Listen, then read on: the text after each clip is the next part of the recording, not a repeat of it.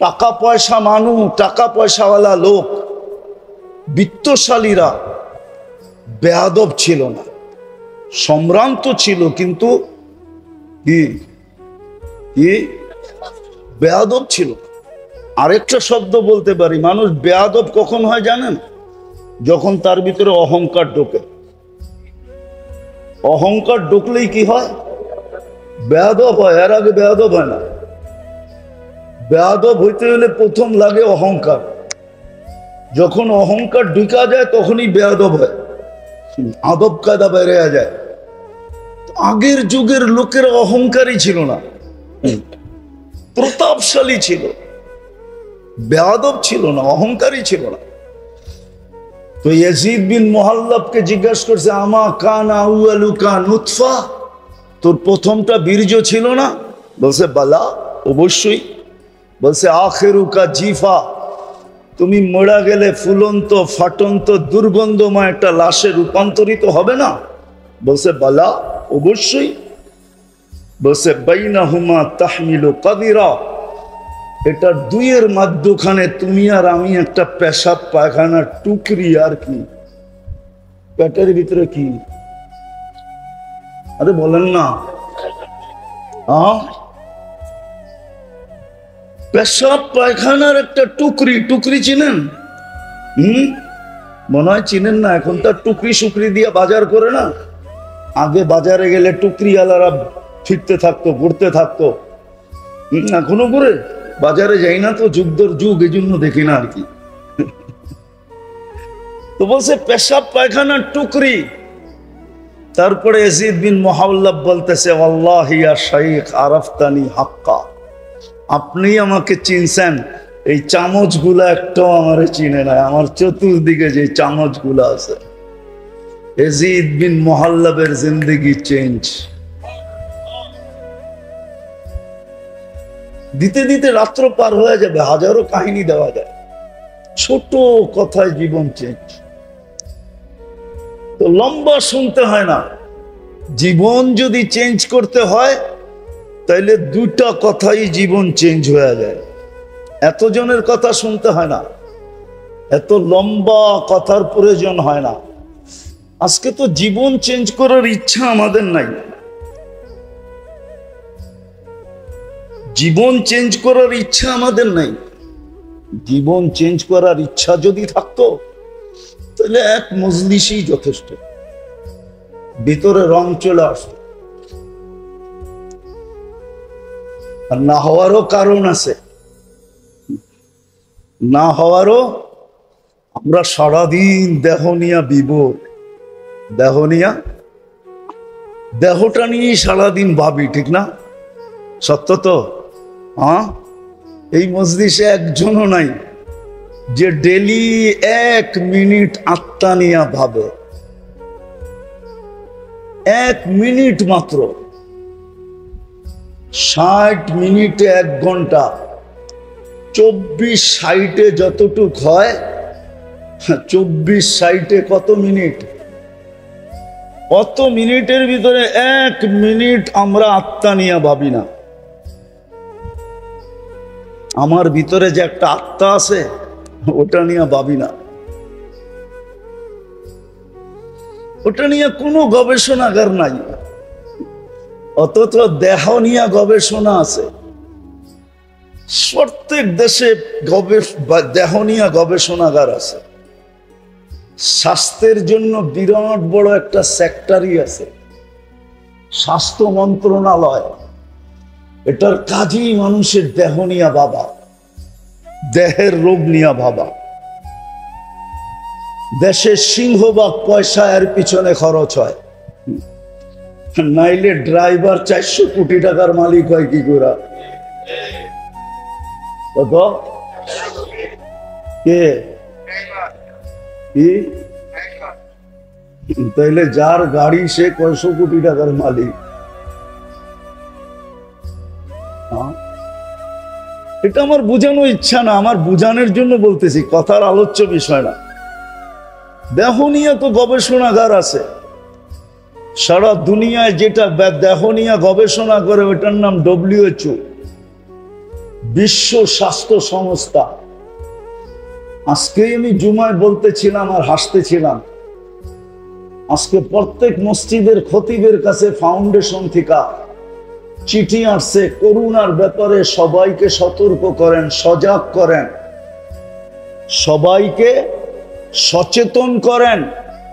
কিন্তু আমি তো আজ পর্যন্ত ফাউন্ডেশন থেকে একটা চিঠি আসতে দেখলাম না। নাম ইসলামী ফাউন্ডেশন, ও চিঠি পাঠাইলো আজকে, তাও করোনা নিয়ে সতর্ক করার জন্য।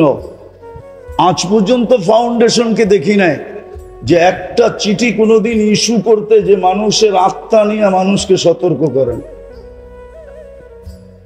কেননা শারীরিক রোগে তো যার হলো সে আক্রান্ত হয়, শুধু তার পর্যন্ত সীমিত থাকে, কিন্তু আত্মায় যখন রোগ হয় না, এটা পর্যন্ত পুরা দুনিয়া পর্যন্ত ছড়ায়া থাকে।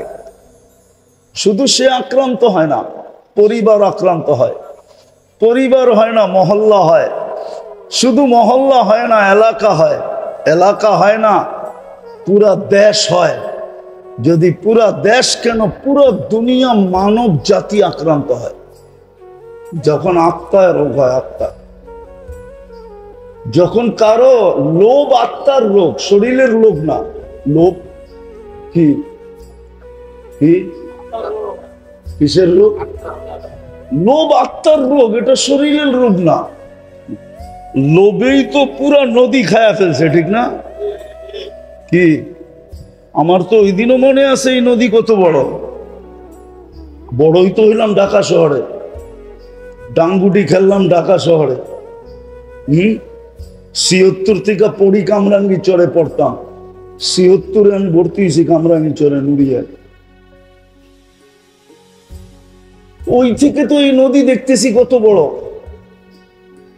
কিন্তু লোভেই তো এই নদী খায়া ফেলছে, ঠিক না? লোভেই তো কতজনের বাড়ি চলে গেছে, ঠিক না? না চলে যায় না? লোভেই তো কত মানুষ ফকির হয়ে গেল, ঠিক না? লোভ যার, যে ফকির হয়েছে সে না, আরেকজন লোভী হয়ে গেছে। কাহিনী মনে পড়ছে, বনি ইসরাইলের ভিতরে এক বুড়ি ছিল, বুড়ি।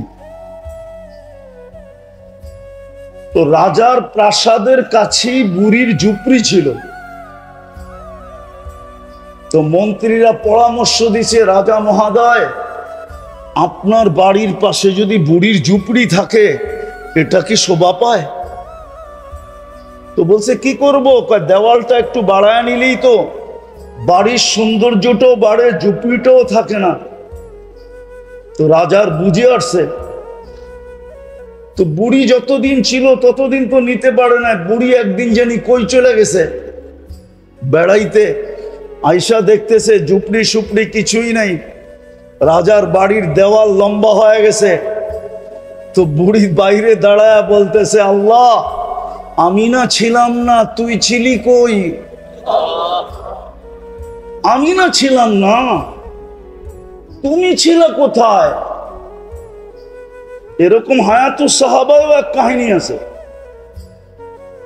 মহিলা সাহাবী বাড়ির থেকে চলে গেছেন, আয়সা দেখতেছে চাক্কি নাই, চাক্কি চুরি হয়ে গেছে। চাক্কি, চাক্কি চিনেন? আটা পেশার চাক্কি। আর ছাগলও নাই। তো জায়নামাজ বিছায়া নামাজ পড়ে বলতেছে, আমি তো ছিলাম না, আপনি কোথায় ছিলেন? দোয়া তো পড়তে পড়তেই গেছিলাম, খলিফাতুনা ফিল আহলি। আগে সাইদ ভাই বললেন না যে আমিও জেলখানায় গেছি। হ্যাঁ, আসলে ওই চোখের পানিতেই সব উড়ে গেছে। চোখের পানিতেই সব কি হয়ে গেছে। আরেকটা আছে, ওটা সময় আমার কাছে নাই। এই মাটির একটা বৈশিষ্ট্য আছে, বাংলাদেশের মাটির নিচে একটা আধ্যাত্মিক শক্তি লুকানো আছে। ওটা গভীরভাবে কেউ ইতিহাস না পড়লে জানবে না। এই মাটির নিচে একটা গভীরভাবে এক আধ্যাত্মিক শক্তি লুকানো আছে। এই মাটি নিয়ে যে খেলবে একদিন না একদিন মাটি তাকে কিক মারবেই মারবে। হয়তো কাউকে বোল্ড আউট করবে, নাইলে কাউকে রান আউট করবে, আর না কান আন না হইলে কাউকে ছক্কা মাইরা একবারে বাউন্ডারির বাইরে করবে। এটা হলো এই মাটির আধ্যাত্মিক শক্তি। আপনারা জানেন না, আসতেছেন তো জানেন না, এই মাটির একটা আধ্যাত্মিক শক্তি আছে। আমরা ইতিহাসে কাঁচা তো এই জন্য জানি না, এই মাটির একটা আধ্যাত্মিক শক্তি আছে। বলার সময় হবে না, এত লম্বা বলা যাবে না। আবার কখনো আসলে কোনো মজলিসে হইলে বলা দিব না, কিন্তু এটা মাইনা নেন এই মাটির আধ্যাত্মিক শক্তি। কেননা হিজরতের সনের কাছাকাছি হইল বাংলা সন, 10-11 বৎসরের ডিফারেন্স। এই 1400 বৎসরের বাংলা ইতিহাস যে পড়বে সে জানবে যে এই মাটির নিচে একটা আধ্যাত্মিক শক্তি আছে। এই জন্য মির্জাফরও মির্জাফরি করে বেশি দিন থাকতে পারে নাই। মির্জাফরও মির্জাফরি করে বেশি দিন পারছে নাকি? এটা হলো এই মাটির ভিতরের আধ্যাত্মিক শক্তি। শুধু এতটুকু আপনাদেরকে বলি, আমি ইসলামের প্রথম যে কোরবানি, ইসলামের প্রথম কোরবানির একটা বিন্দু এই মাটির নিচে এখনো লুকায়িত আছে। আল্লাহর রসুল হিজরত করেন নাই, 4 সাহাবী বাংলাদেশে চলে আসছিলেন।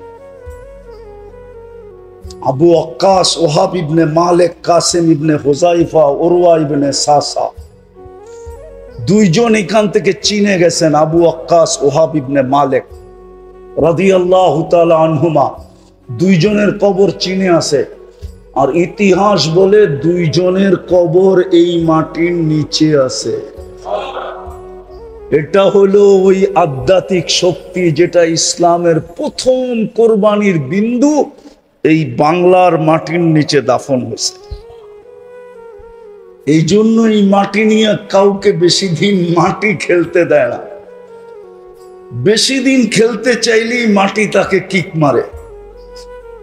মাটি তাকে, কেউ হয়তো বোঝে, কেউ হয়তো আমার কথা বুঝবে না, বেশিরভাগই বুঝবে না, হয়তো কেউ বুঝলে বুঝতে পারে।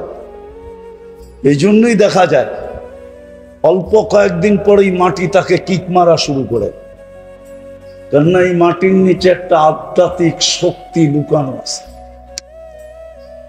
তো যেটা বুঝাইতেছিলাম, মজলিস বেশি লাগে না।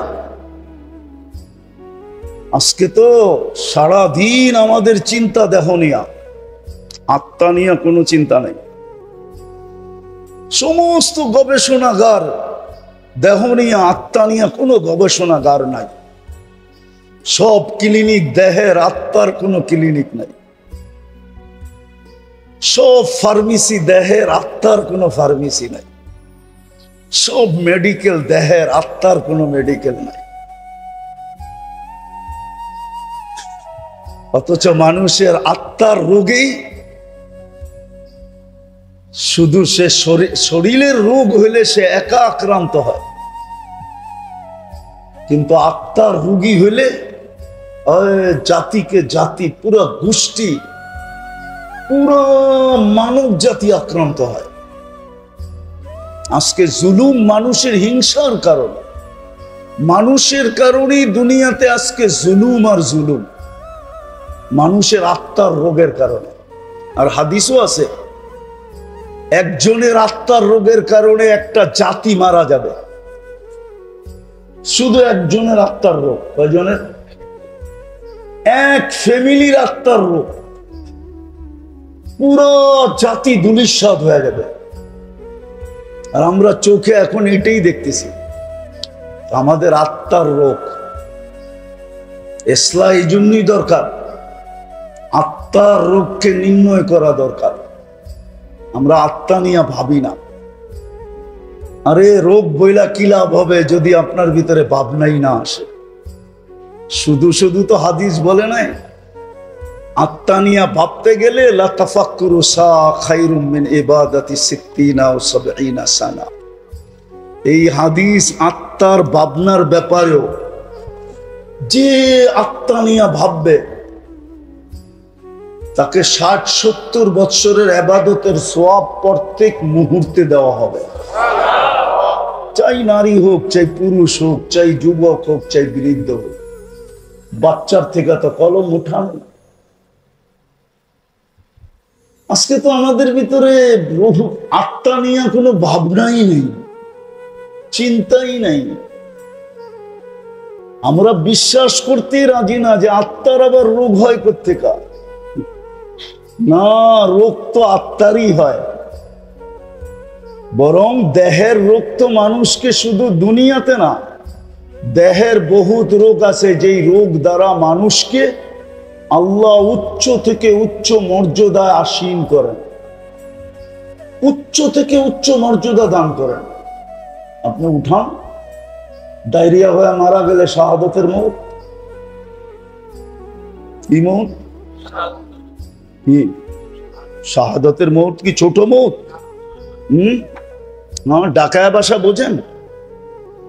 শাহাদাতের মউত মানে সে আজরাইলকে ঠেক দিছে, মরে নাই সে। কোরআন বলে সে মরে নাই। বলবেন আজিমপুরে তো দাফন করলাম, আপনি পোশাকটা দাফন করছেন, পোশাক, তাকে না। এটা দুনিয়ার পোশাক, এটা বর্তমান দেহটা কি? কেননা জান্নাতের পোশাক এটা না। জান্নাতের পোশাক তো 120 ফিট লম্বা। কত কত? জাহান্নামীদের পোশাক এটা না। এক জাহান্নামীকে বসতে জায়গা লাগবে 470 কিলোমিটার। একটা দাঁত হবে 10 কিলোমিটার চওড়া। একটা রান হবে, ওই পাহাড় আমি 4 বার দেখছি, জাবালে বায়গা, ইয়ামানে আছে, ইয়ামানের শেষ মাথায়, সৌদির সাথে লাগোয়া। আল্লাহর রসুল বলছে জাবালে বায়গার সমান এক একটা জাহান্নামীর রান হবে। তো যে শাহাদাতের মউত মরছে, ও তো কাপড়টা আপনাকে দিয়া গেছে, পোশাকটা, ও জান্নাতেরটা পয়ড়া চলে গেছে, ও তো মরেই নাই। আল্লাহই তো বলে মরে নাই, আমি কোত্থেকে বলবো? ও তো আজরাইলকে ফাঁকি দিছে। তো অনেক রোগ আছে যেটার দ্বারা, যেই রোগে আক্রান্ত হলে আখেরাতে দারাজাত বুলন্দ হয়। শোনামো একটু। অসুস্থ ব্যক্তি যখন আহ আহ বলে, তো হাদিসে কুদসিতে আছে আনিনুল মারিদি তাসবিহুন। অসুস্থ ব্যক্তি যখন আহ আহ বলে, তো সুবহানাল্লাহ পড়ার সওয়াব লেখা হইতে থাকে। সিয়াহাতুহু তাহলিলুন, যখন অসহ্য হয়ে চিৎকার দেয়, তো লা ইলাহা ইল্লাল্লাহ পড়ার সওয়াব লেখা হইতে থাকে। কোনটার ওয়েট কতটুকু বলার সময় নাই আমার কাছে। সুবহানাল্লাহর ওজন কতটুকু, আল্লাহ ইলাহার ওজন কতটুকু। তাকাল্লুবুহু আন যামবিন ইলা যামবিন, যখন বিছনায় পড়ে এপাশ ওপাশ করতে থাকে অসুস্থতার কারণে, কাআন্নাহু ইয়াকতুলুল আদু, সেজন্য যুদ্ধের ময়দানে শত্রুর বিরুদ্ধে মোকাবেলা করতেছে, ওই সওয়াব তার আমলনামায় লেখা হয়। সংক্ষেপ করতেছি, কুল্লু আমালিন কানা ইয়ামালু ফিস সিহা ইউক্তাবু কুল্লু আমালিন কানা ইয়াহমালু ফিস সিহা। সুস্থ অবস্থায় যত আমল করত, সমস্ত আমল তার আমলনামায় ফেরেশতা লিখতে থাকে। যদি সুস্থ হয়ে যায়, আল্লাহ সুস্থতা দেন, তো কায়াউমিন ওয়ালাদাতহু উম্মু, মা যেরকম জন্ম দিল নিষ্পাপ, এরকম নিষ্পাপ সুস্থ হয়ে দাঁড়ায় যায়। আর যদি দুনিয়ার থেকে চলেই গেল, তা আল্লাহ বলে তোকে নিষ্পাপ বানায়া আমি দুনিয়ার থেকে উঠায় নি। শারীরিক রোগ তো মানুষকে এতটুকু উপকার করে, কিন্তু আত্মার রোগ না। আত্মার রোগ মানুষকে ডুবায় দেয়, দুনিয়া তো ডুবায় দেয়, আখেরাত তো ডুবায় দেয়। দুনিয়ায়ও তার দ্বারা হাজারো মানুষ অতিষ্ঠ হয়, লক্ষ কোটি মানুষ অতিষ্ঠ হয়। আমার সমাজে যা কিছু দেখতেছেন, চুরি ডাকাতি, রাহজানি ছিনতাই, মাদক সাধক, দুর্নীতি সুরনীতি, জুলুম জবর, যা কিছু দেখতেছেন আমার সমাজে, সব আত্মার রোগের কারণে, শরীরের রোগের কারণে না, সব আত্মার রোগী।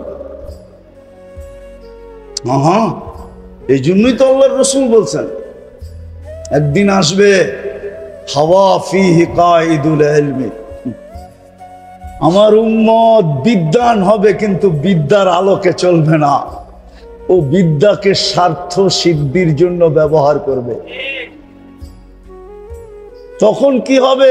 আল্লাহর রাসূল বলেছে কুবিলাতির রাশা, তখন ঘুষ রীতিতে নীতিতে রূপান্তরিত হবে। যদিও গ্রাজুয়েটে পাশ হবে না, অ্যাসেম্বলিতে পাশ হবে না ঘুষ, কিন্তু পাশ হইলে যতটুকু না হইতো এর চেয়ে বেশি ঘুষের ব্যাপকতা হবে। ঘুষ নাই কোন সেক্টরে, নাই কোথায়? ঘুষ ছাড়া কিছু আছে? আত্মার রোগ বলছে। তারপরে কি হবে? বলছে উমিতাতিস সালাহ, তারপরে তোমরা বেয়াদব হয়ে যাবে। আমি তো বলি বেয়াদব, এই হাদিসের তর্জমা করতেছি আমি বেয়াদব। আল্লাহ ডাকলো তারপরও আসলো না, ওর চেয়ে বড় বেয়াদবকে? মালিক ডাকলো আসলো না, তাইলে কি ও আদবালা নাকি? কি ও তো হলো বিশ্ব বেয়াদব। সৃষ্টির ভিতরে সবচেয়ে বড় বেয়াদব উমিতাতিস সালাহ, যখন নামাজ ছেড়া দেয়। আত্মার রোগেই সবকিছু হয়, শরীরের রোগ মানুষকে বেশি ক্ষতি করে না, এটা বেশি দূর পর্যন্ত গড়ায় না। যদিও বলে করুণা সবার বাতের ভিতরে ছড়ায় যাবে, হতে পারে, কিন্তু আমি এটা বিশ্বাস করি না। যদি হইতো এরকমই, তাহলে সারা দুনিয়ায় 2020-এ বাংলাদেশে বলছিল সবচেয়ে বেশি বিপর্যয় হবে বাংলাদেশে। কোথায়? ঠিক না? সবচেয়ে বেশি কম বিপর্যয় হয়েছে বাংলাদেশে, ঠিক না? ঠিক না? দুনিয়ার সার্ভে যে সবচেয়ে বেশি মাস্ক বিক্রি হয়েছে কম বাংলাদেশে। কেননা একটা দিয়ে তো 3 বছর চালাইছে, যদিও ওয়ান টাইম। একটা দিয়ে কয় বছর? কি কয় বছর? মাঝে মাঝে মাস্কও ওর কাছে পানা ছিল। আর কত? আমি তো ওয়ান টাইমের, তুই তো 3 বছর কাটায় দিলি, এইবার ফালা। ও বলে আবার যদি ঘুরে আসে তাইলে আবার ব্যবহার করবো তোকে। এরকম বাঙালি, ঠিক না? 1 নম্বরে WHO তে বাংলাদেশের নাম। যান আপনি নেটে যে সার্চ দেন, করোনা প্রতিরোধ করার ভিতরে কোন দেশ 1 নম্বরে, প্রথম নামটা পাবেন বাংলাদেশ। আল্লাহ এই দেশে বিপর্যয় দেয় না, এটারও একটা কারণ আছে। আপনারা মানবেন কি মানবেন না জানি না, আমি দুনিয়া খুঁড়া কারণ বাহির করছি। আল্লাহ আমাকে দুনিয়া অনেক দেখাইছে, এত দুনিয়া দেখাইছে যে আমি আল্লাহ শুকরিয়া আদায় করে শেষ করতে পারবো না। আল্লাহ আমাকে এত দুনিয়া দেখাইছে, এত মাকামাত দেখাইছে। কোরআনে যত মাকামাত আছে আল্লাহ আমাকে দেখাইছে। যত নবীদের চিহ্নিত কবর আছে আল্লাহ আমাকে দেখাইছে। 1.25 লক্ষ সাহাবাদের ভিতর থেকে 2-1000 বা 4000 বাদ হইতে পারে, বাকি সব আমাকে দেখাইছে। বড় বড় আল্লাহ ওয়ালাদের মাকাম দেখছি, আমি জায়গা দেখছি, আল্লাহ আমাকে দেখাইছে। দিদা আমি ঘুরা বলতেছি, বাংলাদেশ বিপর্যয় হয় না, কারণ আছে। কেননা বাংলাদেশের মতো 40,000 হেফজোখানা দুনিয়ার এত ছোট দেশে কোথাও নাই। আর হেফজোখানার নিয়ম হলো ওরা সকাল সুবে সাদেক হওয়ার 1 ঘন্টা আগে ওঠে, আর ওরা উঠাই সর্বপ্রথম লাশ সবুজের পরিধিটাকে আধ্যাত্মিক চাদর দিয়া ঢাইকা দেয়, আধ্যাত্মিক সুরক্ষার চাদর দিয়া এই লাল সবুজের পরিধিটাকে প্যাক করে দেয়। তারপরে ওরা আল্লাহর কালাম পড়তে বসে, যার কারণে এই দেশে কোনো বিপর্যয় হয় নাই। আর আমার বিশ্বাস যতদিন পর্যন্ত এই হেফজোখানাগুলা দাঁড়ায় থাকবে, টিকা থাকবে, চলমান থাকবে, এই জমিনে কোনোদিন বিপর্যয় হবে না। এই জমিনের মতো মসজিদ কোনো জমিনে নাই, এত ঘন ঘন, এত কদমে কদমে। এই জমিনের মতো এরকম দাড়ি টুপি দুনিয়ার কোথাও নাই। এই জমিনের মতো আলেম ওলামার দুনিয়ার কোথাও নাই। এই জমিনের মতো পর্দা নিশিন দুনিয়ার কোথাও, এই জমিনের মতো পাগল, আপনি গরিব বলতেছি আবার রাগ হয়ে যায় না, 11:15 বাজতে চলছে, এরকম পাগল হয়ে বয়ে রইছে এরকম মানুষ দুনিয়ার কোনো দেশে নাই। এই জন্যই পাগল বললাম, রাগ হয়ে গেলেন? আল্লাহ আল্লাহর রসুলের পাগল এরকম দুনিয়ার কোনো দেশে নাই। আমি গুড়া বলতেছি, গুড়া। 7 মহাদেশ আমার দেখা শেষ, আলহামদুলিল্লাহ। বছরে 2-4 বার আসে, এরকম অহংকার করে বলতেছি না যে আমি 2 বেলার খানা 2 মহাদেশে খাই, আবার কখনো 3 বেলাই 3 মহাদেশে খাই। সকালে নাস্তা 1 মহাদেশে, তো দুপুরে আরেক মহাদেশে, রাত্রে যায় দেখা যায় আরেক মহাদেশে। এই জন্য আমি আমার দেশ নিয়ে খুব গৌরব করি। এই জন্য আমি আমার দেশ খুব বলি। আমার দেশের মতো দেশ নাই দুনিয়াতে। মক্কা মদিনা ভিন্ন জিনিস, ওটা নিয়ে তুলনা চলে না। বাইতুল মুকাদ্দাস নিয়ে তুলনা চলে না, ওটাকে সাবজেক্টের ভিতরেই আনা যায় না। এছাড়া সারা দুনিয়ার চেয়ে আমার দেশের কোনো বিকল্প নাই। এই জন্য এই দেশটা বিপর্যয়ের থেকে বেঁচে আছে। যা কথা গুছায় নিয়ে আসেন, দেহ নিয়ে আর কত ভাববেন, আত্মা নিয়ে ভাবি, আত্মার রোগ নিয়ে ভাবি। আমি দুটাই বলবো, যে দুটার কারণেই আত্মার ভিতরে সবচেয়ে বেশি সমস্ত রোগের উৎস হলো আত্মার 2 রোগ থেকে। কয় রোগ থেকে? 2 রোগ থেকে সমস্ত রোগের উৎস। যেমন ডায়াবেটিস হইলে ডাক্তার বলে আর কোনো রোগের আপনার দরকার হবে না, যদি কন্ট্রোল না থাকলো তাহলে সব রোগ আপনার ভিতরে হবে, কেননা এটা উম্মুল আমরাজ, সমস্ত রোগের মা। মাদার কি ইংলিশে জানি কি বলে, সমস্ত রোগের মা ইংলিশ কি? সমস্ত রোগের মা। ঠিক আধ্যাত্মিক সমস্ত রোগের মা হলো 2টা। কয়টা? এই জন্য আল্লাহ রসুল বড় চিৎকার দিয়া বলছেন, আখাফু মা খাফু আলাইকুম, আমি ভয় পাইতেছি, কান খুলা শোনো, আমি ভয় পাইতেছি তোমাদেরকে নিয়া। 2 বার বলছে আখাফু আখাফু, আমি তোমাদেরকে নিয়ে ভয় পাইতেছি। বলছে কি ইয়া রাসূলুল্লাহ? বলছে তাউলুল আমাল, লম্বা লম্বা আশা। প্রথম নাম্বার কি? লম্বা লম্বা। কার মনে নাই? বলছে ইয়া রাসূলুল্লাহ, লম্বা আশা হইলে কি হবে? তো বলছে তাউলুল আমাল ইউনসাল আখিরা, লম্বা আশা মানুষকে আখিরাত ভুলায়া দেয়। আর যে আখিরাত ভুলা গেল, সে যা খুশি তা করতে পারবে। তার দ্বারা সবকিছু হওয়া সম্ভব। চুরি হওয়া সম্ভব, ডাকাতি হওয়া সম্ভব, ছিনতাই হওয়া সম্ভব, ইয়াবাহা বেচা সম্ভব, ইয়াবাহা নেওয়া সম্ভব, জুলুম করা সম্ভব, ছিনানো সম্ভব, এভরিথিং সম্ভব যে আখেরাত ভুলে গেল। বলছে লম্বা আশা মানুষকে আখেরাত ভুলে দেয়। আর আখেরাত যার চোখের সামনে নাই সে সবকিছু করতে পারে। ঘুষ, সুদ, জুলুম, সুলুম, যত কিছু হইতে পারে, অপকর্ম যাকে বলে, সমস্ত অপকর্ম তার দ্বারা হওয়া সম্ভব যে আখেরাত ভুলা গেল।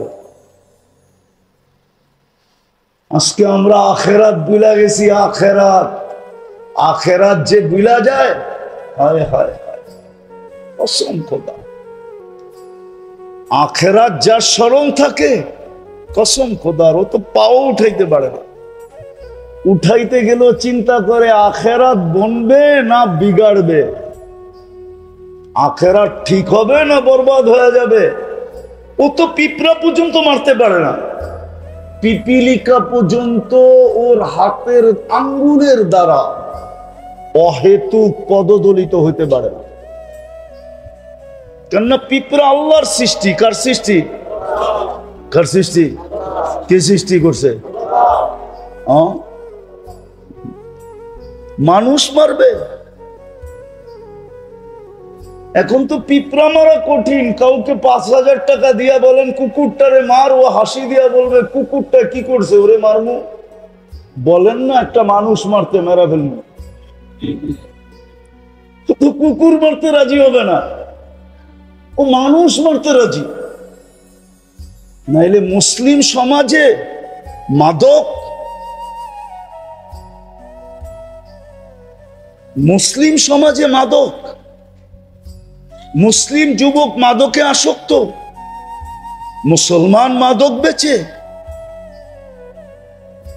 ওলামা আমাকে বলো, এখানে যে ওলামা আছে এটাকে তাসাব্বুর করা যায় কি? তাসাব্বুরাতের ভিতরে পড়ে যে মুসলমান মাদক বেচবে? আরে মুসলমান বাদ দিলাম, উম্মতে মুহাম্মদী মাদক বেচবে। উম্মতে মুহাম্মদী আপনার গ্রেড কত আপনি তো জানেনই না। যেমন আল্লাহর উপরে কিচ্ছু নাই, আল্লাহই একক, ঠিক মুহাম্মদুর রাসূলুল্লাহর উপরে কেউ নাই।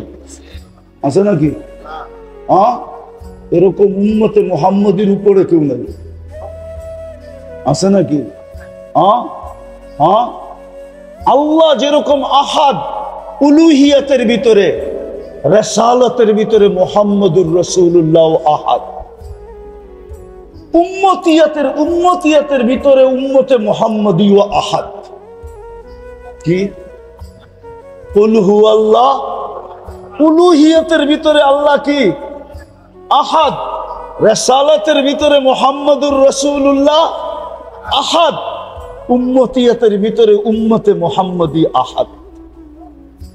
না মানেন না? না রাত্রে ফেসবুকে বিরুদ্ধে লেখা শুরু করবেন?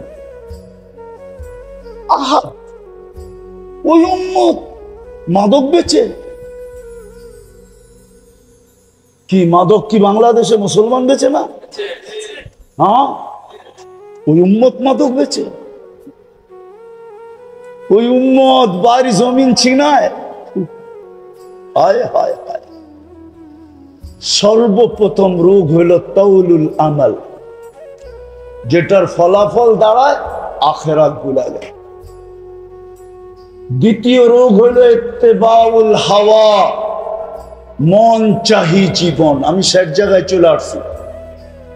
মন চাহি জীবন, রব চাহি না, মন চাহি জীবন। কোরআন হাদিসের আলোকে জীবন না, মন চাহি জীবন। ইত্তেবাউল হাওয়া বলছে মন চাহি জীবন কি হবে? আফারাইতাখাদা মান ইত্তাখাদা ইলাহাহু হাওয়া। মন চাহি জীবনে কি ক্ষতি হবে? আওয়াজ কমান। মন চাহি জীবনে কি ক্ষতি হবে? আল্লাহর রাসূল বলছে মন চাহি জীবন, হকের মাঝে তোমার মাঝে পর্দা করা যাবে, তুমি হক চিনবে না।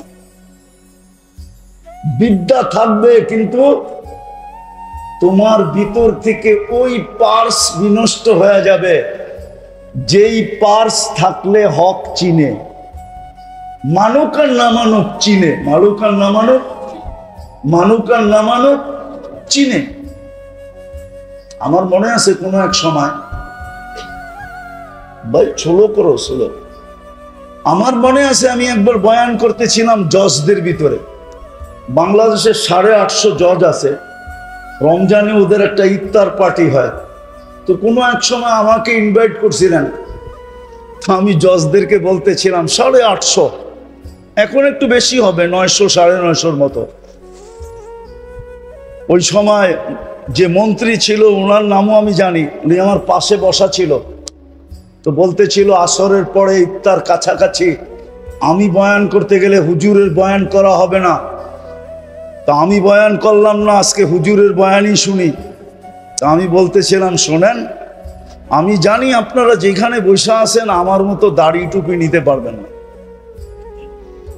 জুব্বা সুব্বা পাগড়ি সাগড়ি পড়তে পারবেন না, আমার বেশভূষা অবলম্বন করতে পারবেন না, কেননা আপনারা যে চারটায় বসা আছেন ওই চারটারও একটা বাধ্যবাধকতা আছে, যে পেশায় আছেন এটারও বাধ্যবাধকতা আছে। যদি আপনারা 4টা কাজ করতে পারেন, তো সবাই বলল হুজুর 4 কাজ কি? আমি বললাম যদি আপনারা হককে হক বইলা স্বীকার করতে পারেন, হককে হককে স্বীকার করতে পারেন, হককে যদি হক বইলা স্বীকার করে তাইলে আল্লাহ হেদায়েত দিয়া দেন। এই জন্য আসিয়ায় যখন মুসা আলাইহিস সালামকে উঠায়া আইনা নিজের কোলে বসায়া ফেরাউনের কোলে দিতে চাইছিল, আর বলছিল আসা আইয়ান ফানা ও নাত্তাখিদাহু আলাদা, আমাদেরকে উপকার করবে, কেননা তুই তো আজ পর্যন্ত একটা বাচ্চা আমার কোলে দিতে পারস না, তুই তো পুরুষই না, যাও একটা আল্লাহ পাঠাইছে, চল, দুনিয়া তো জানে না এটা কার, আমাগো বইলেই ঘোষণা দিয়া দিমু। তো ফেরাউনের কোলে যখন দিতেছিল আর বলতেছিল আসা আইয়ান ফানা ও নাত্তাখিদাহু আলাদা, আমাদেরকে উপকার দিবে, আমরা সন্তান বানায় নিব, তো ফেরাউন জট কইরা বইলা ফেসে লাকি লাইসাদি, তোর হইলে হইতে পারে উপকার, আমার হবে না। আল্লাহর রাসূল বলছিল লাউ আকাররা লাহাদাহুল্লাহ, যদি ও ওই মুহূর্তে ইকরার করত, স্বীকারোক্তি দিত, আল্লাহ ওকেও হেদায়েত দিত। আমি বললাম হককে হক বইলা স্বীকার করা, তো বলতেছে হুজুর এটা তো সহজ। হক দ্বিতীয় হইল হককে কখনো ক্রিটিসাইজ না করা। আমার সমাজে দেখেন টকশোতে, কয়েকদিন আগেই শুনতেছিলাম একজনে টকশোতে বলতেছে মাদ্রাসাগুলা বলে গরিব বানানের কারখানা। কি এত আস্তে নাউজুবিল্লাহ পড়লেন? আপনারও দেখা যায় ওর দলের, ঠিক না? মাদ্রাসাগুলো হলো গরিব বানানের কি কি কি আবার ও বলে সুশীল কি, তবে আমি আবার ওটার একটু সুশীল বলে না, আমি ওটারে আবার একটু মোটিফাই করছি, কেননা আমরা ছোটবেলায় শুনছিলাম শীল কি, আমাদের দেশে একটা জাতি ছিল শীল কি, চিনেন শীল কি? দেখেন না এক একজন হুজুর করে নিয়ে কিভাবে ব্যঙ্গ করে, অথচ নিজে বিরাট বিরাট শিক্ষিত। ওই যে মনচাহি জীবন, ইত্তেবাউল হাওয়া, মনচাহি জীবন মানুষকে তার মাঝে আর হকের মাঝে পর্দা ঢেলা দেয়।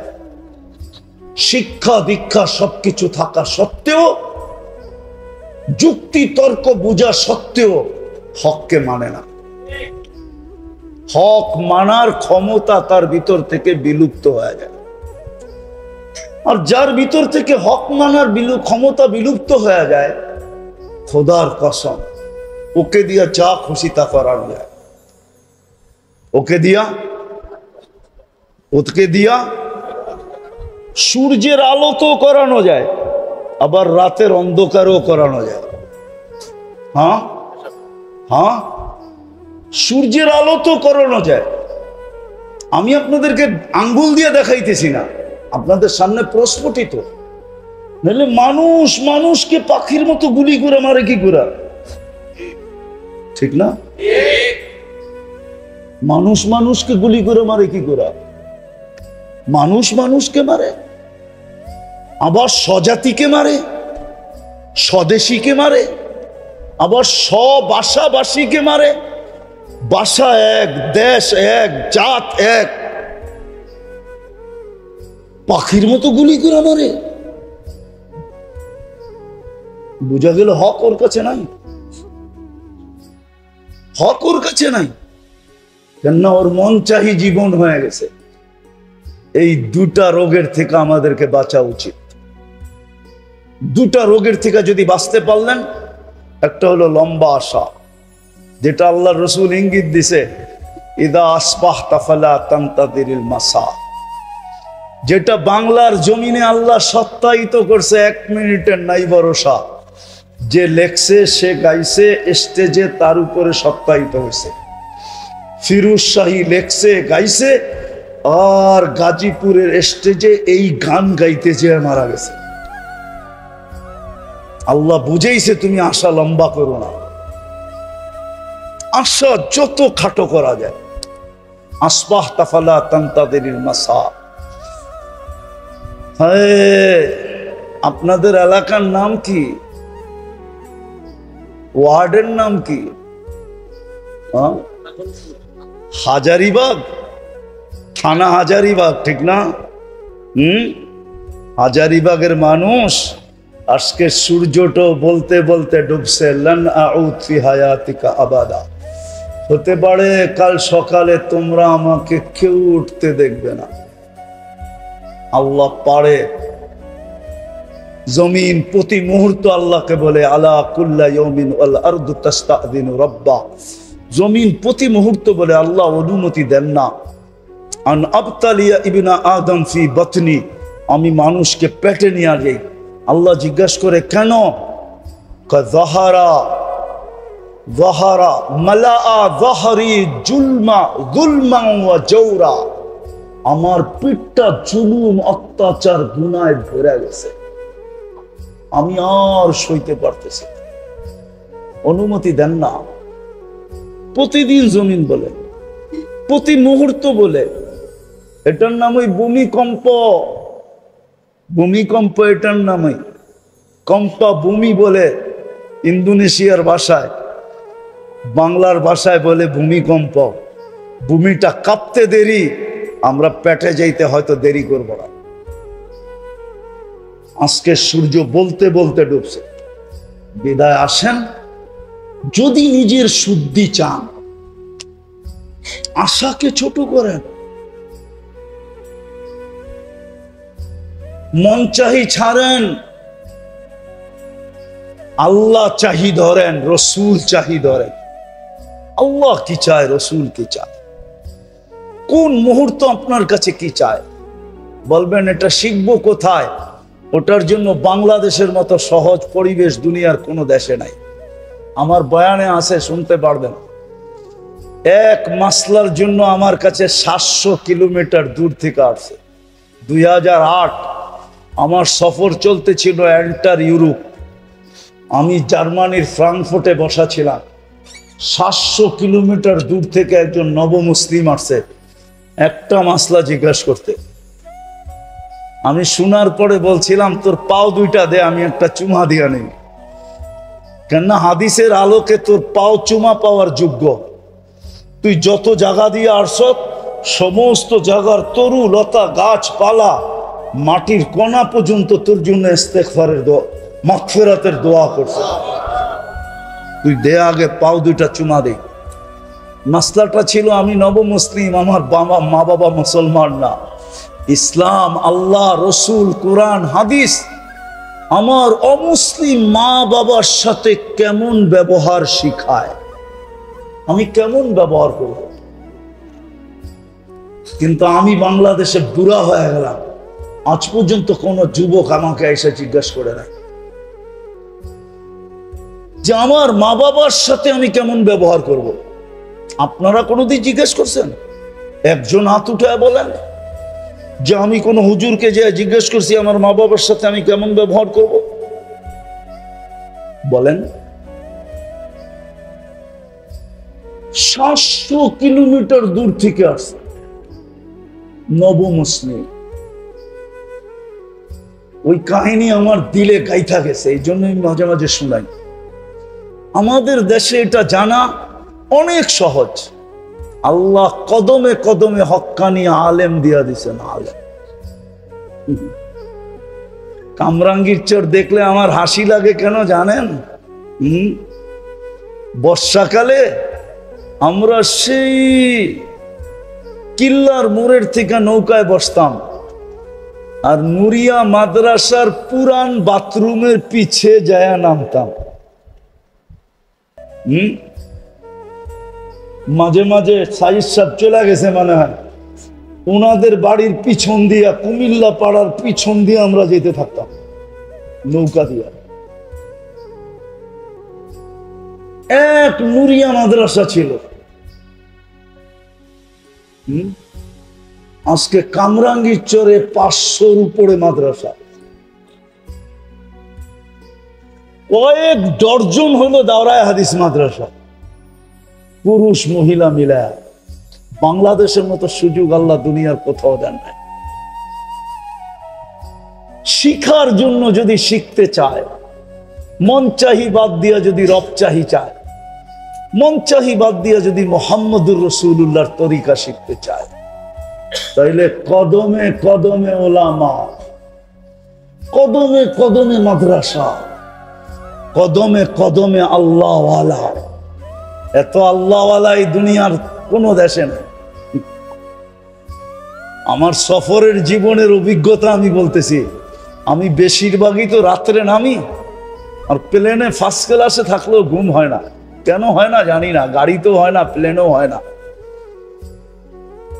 তো আমার একটা নিজের অভিজ্ঞতা বলতেছি। সারা দুনিয়া ঘুরা যখন প্লেনটা বাংলাদেশের সীমানায় ঢোকে, দেখা যায়, স্ক্রিনে দেখা যায়, প্লেনের ভিতরে যে লাগানো থাকে ওটা দিয়ে দেখা যায় এই সীমানায় কলিকাতার থেকে সীমানায় ঢুকলো, অথবা পূর্ব দিক থেকে হলে চিটাগাং কক্সবাজার দিয়ে এই বার্মা পাড়োয়া সীমানায় ঢুকলো। আমার মনে হয় বাংলাদেশের সীমানায় ঢুকলে প্লেনই বলে দেয় যে সীমানায় ঢুকে গেছে। কসম খোদা, আমি আমার অভিজ্ঞতা বলতেছি, 100বারের ফ্লাইয়ের অভিজ্ঞতা বলতেছি। 100বার না, আরো বেশি হবে। কতবার হবে গুনতে হবে। যদিও আমার এই কথাটা অনেকে মানবে না, কিন্তু আমার তাখাইয়ুল বলতেছি, দিলের ধারণা। আমি তো বুঝি যখনই বাংলাদেশের সীমানায় ঢোকে, প্লেনের গতি বা প্লেনের অবস্থা বইলা দেয় বাংলাদেশের সীমানায় ঢুকে গেছে। স্ক্রিনে তাকাইলে দেখা যায় বাংলাদেশের সীমানা। আপনারা মানবেন না আমার কথা, কেননা এই পরিধির আকাশের সম্পর্কটাই একটা ভিন্ন সম্পর্ক। এই দেশের মতো সহজলভ্য দুনিয়ার কোথাও নাই। আসেন আজকে তওবা করা এই দুটা জিনিস, এই দুটা রোগ থেকে নিজেকে বাঁচাই। তাউলুল আমাল, ইত্তেবাউল হাওয়া। এই দুটাই হলো সমস্ত অপকর্মের মূল, সমস্ত গুনার মূল। পারবেন? আজকে তওবা করা পারবেন? প্রথম তওবা করেন।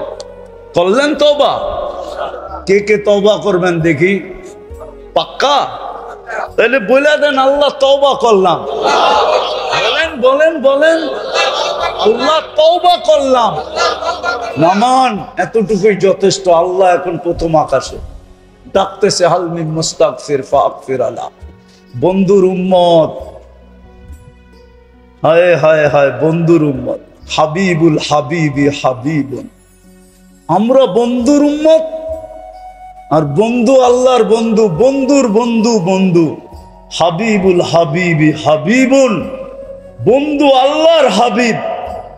আমরা বন্ধুর হাবিব, আমরাও আল্লাহর হাবিব। এই জন্যই তো আমাদেরকে ডাইকা ডাইকা মাফ করতে চাইতেছে। আর আজকে থেকে শিখেন ওলামাদের সোহবত, ওটার জন্য সোহবত লাগবে। সোহবত কি কি লাগবে? শুধু শুধু বলে নাই। শফি রহমতুল্লাহ আলাই, শেষ করে দিতেছি। শফি রহমতুল্লাহ আলাই একদিন থানভী রহমতুল্লাহ আলাইকে বলতেছিলেন, কেননা আগে হাফেজ জুজুরও দেখতাম মসনবী শরীফের খুব শেয়ার পড়তেন।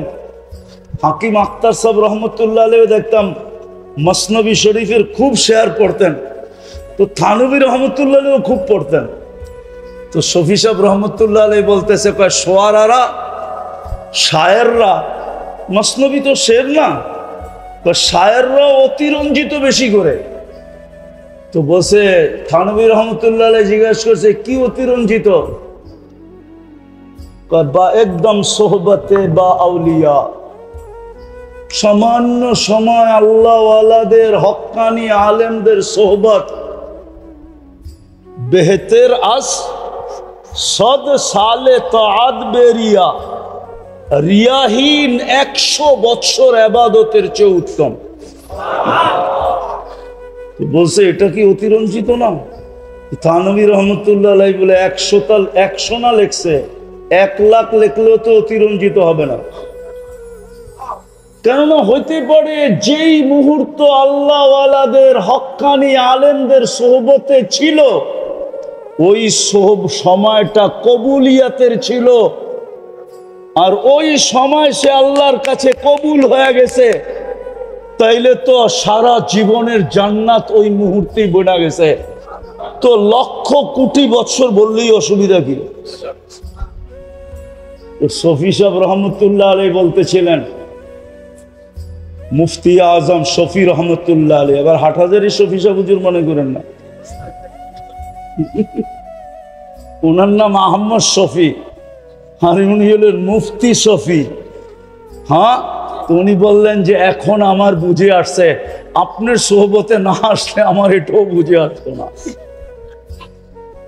ঠিক আল্লাহ ওয়ালাদের সোহবত লাগবে।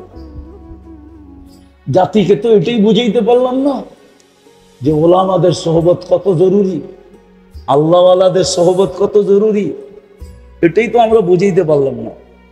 দোষটা আমাদের গাড়ি নিতেছি, আমারই দোষ, আমি আপনাদেরকে বুঝাইতে পারি না যে ওলামাদের সোহবত কত জরুরি, আল্লাহ ওয়ালাদের সোহবত কত জরুরি।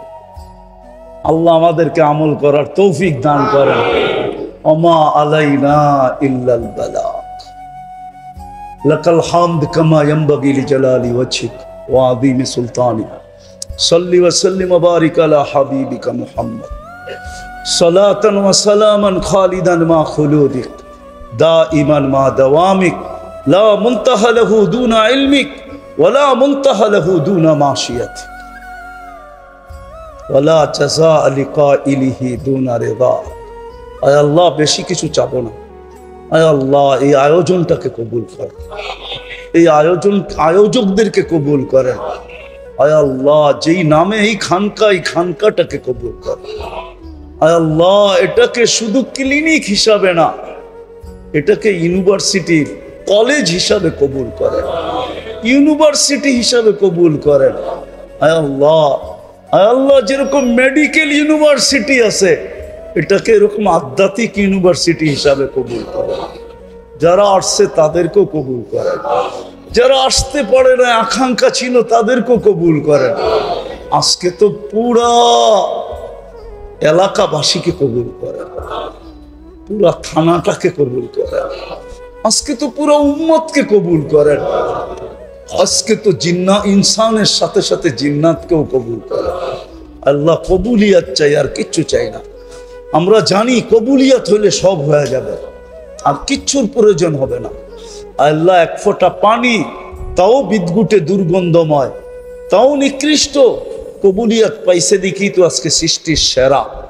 কবুলিয়ত চাই, আর কিচ্ছু চাই না। আল্লাহ আবারও বলতেছি কবুলিয়ত চাই, আমাদের তওবার কবুলিয়ত চাই, আমাদের এই গরমের ভিতরে ঘাম ঝরানোর কবুলিয়ত চাই। আয় আল্লাহ আজকে হাজারিবাগকে কবুল করে, যার যে পেরেশানি আছে দূর করে দেন, প্রয়োজন আছে মেটায় দেন, অসুস্থ আছে শেফায়ে কামেলা আজেলা দায়েমা মুস্তামেররা নসিব করে।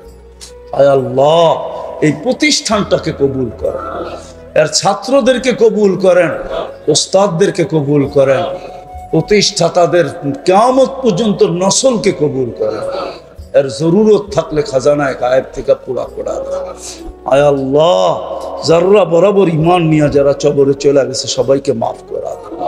বিশেষ করে আমাদের আসাতেজায়ে কেরাম যারা কবরে চলে গেছে, আমাদের মাশায়েখে এদাম যারা কবরে চলে গেছে, আল্লাহ হাফিজ হুজুর রহমতুল্লাহ আলাইহির কবরকে নূর দিয়া ভরা দেন। আল্লাহ আমাদের যে উস্তাদরা এখনো বাঁচা আছে তাদের হায়াতের ভিতরে পরিপূর্ণ বরকত নসিব করেন। বিশেষ করে আদিব সাহেব হুজুরের হায়াতের ভিতরে বরকত নসিব করেন, সেহত ও আফিয়ত নসিব করেন, সেহত ও আফিয়ত নসিব করেন, সেহত ও আফিয়ত নসিব করেন, সেহত ও আফিয়ত নসিব করেন। আরো খেদমত কবুল করেন, আরো খেদমত করার তৌফিক নসিব করেন।